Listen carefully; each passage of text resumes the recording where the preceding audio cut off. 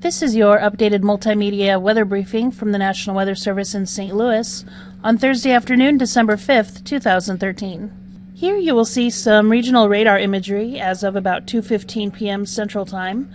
Precipitation this afternoon has continued to spread northeastward and very slowly expand in northward extent.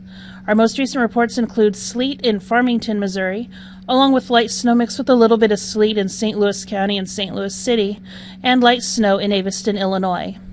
Cold air continuing to filter into the region will very gradually push the freezing rain threat further south, and a second wave of precipitation associated with the system on Friday is expected to be mainly snow.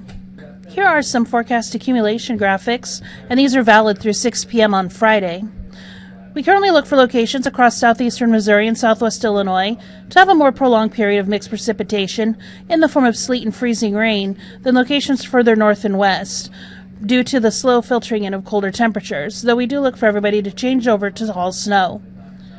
Right now, we are looking for anywhere from about 5 to 7 inches of snow and sleet accumulation over southeastern Missouri and southwest Illinois, tapering off to the north and west.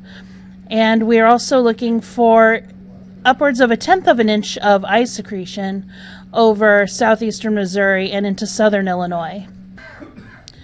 Given the winter storm, there are winter storm warnings and winter weather advisories in effect for a very large portion of the region today through Friday evening.